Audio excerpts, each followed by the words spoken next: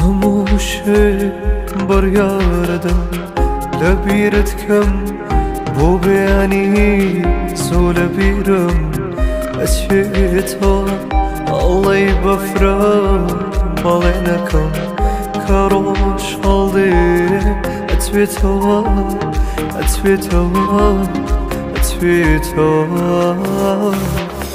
هموشه برگردم لبیرت کم بو بیانی سول بیرم اشیتا الله بفرد بالینکم کاروش halde اتویتا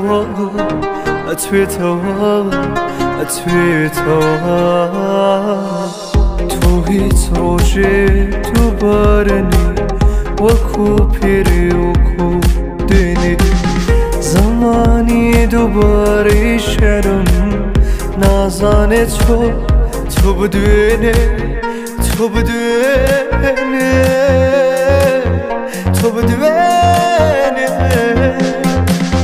بویا همیشه لخیالم بگذاری درت بینم لخیالم بگذاری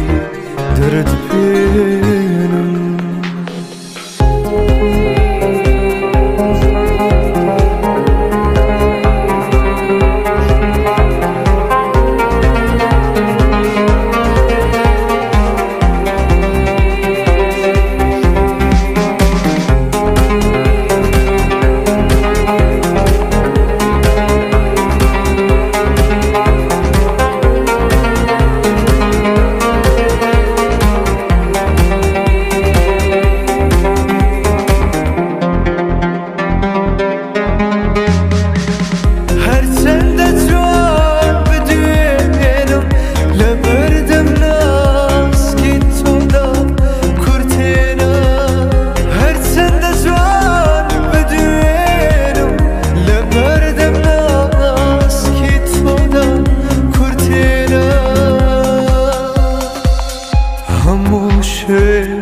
برگردم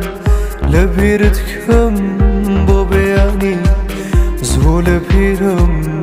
اتیتا الله بفرد بالینکم کاروش halde اتویتا